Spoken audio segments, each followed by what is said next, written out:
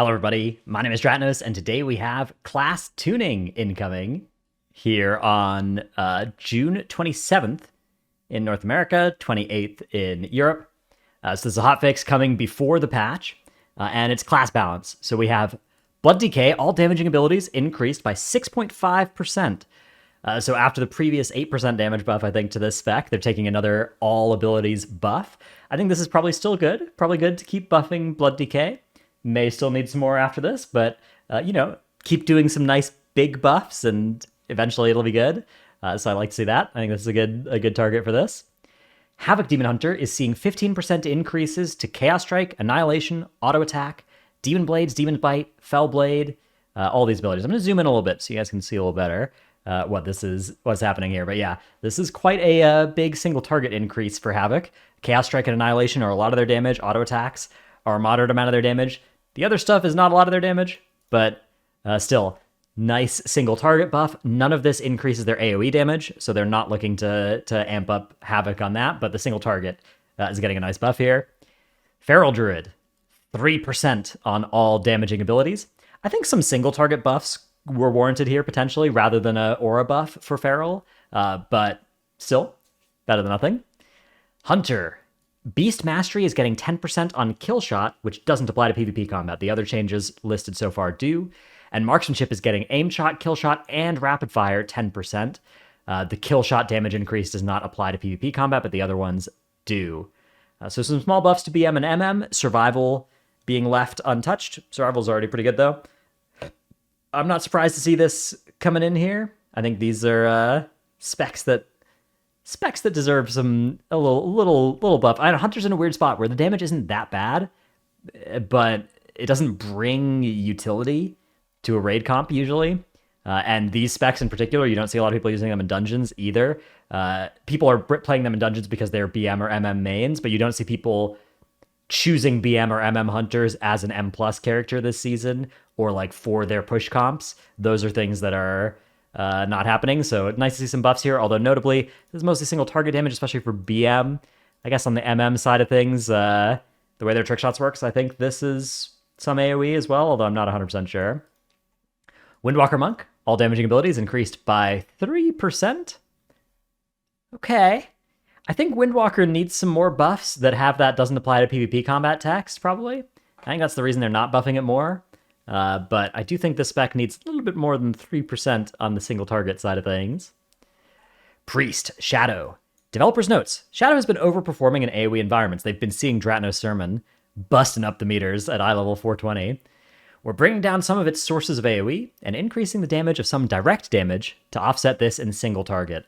So 10% buffs are happening to Mind Blast, Death, Mind Spike Insanity, Mind Spike, Mind Flay Insanity, Mind Flay, and Void Bolt. Void Spike's damage from Idol of Yogg-Saron, however, has been reduced by 35%, so Idol of Yogg-Saron, big nerf, maybe a talent shakeup here.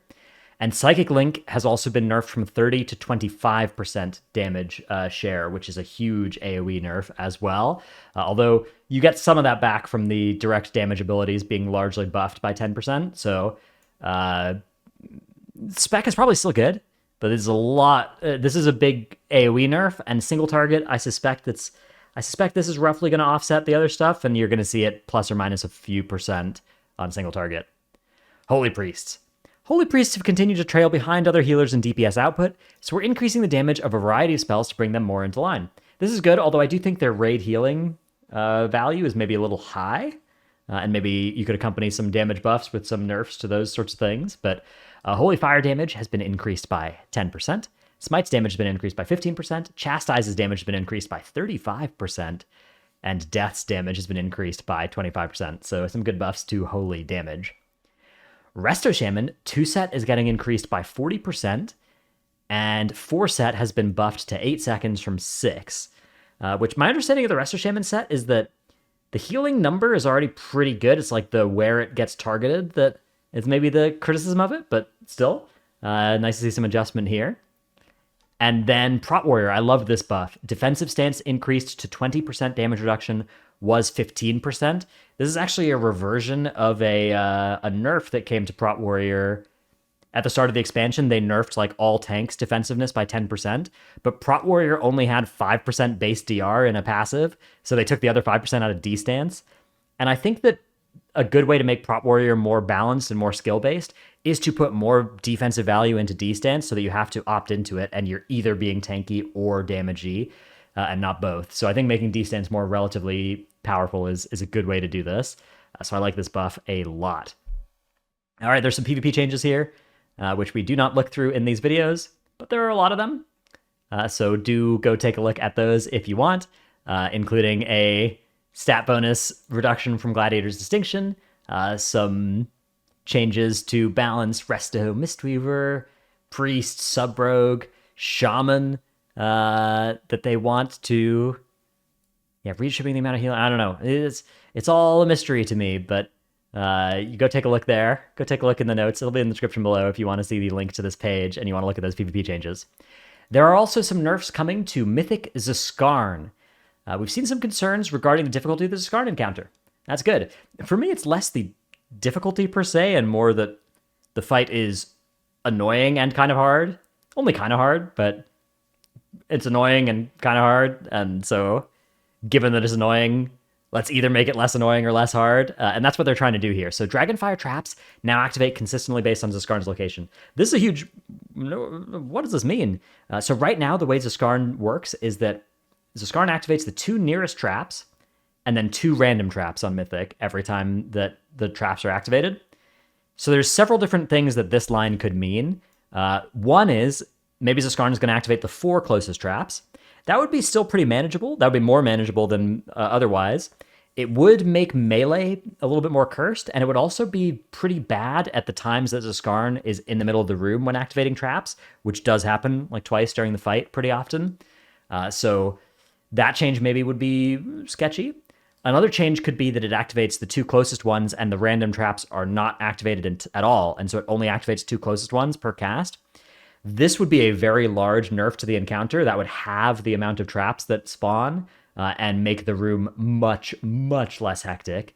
So I doubt that they would do that because you would effectively have just a completely clean room, which is, I think, the core identity of the fight is that it fills up with fire over time. The other thing it could do is it could activate the 2 closest ones and then 2 other ones that are deterministically based on its location.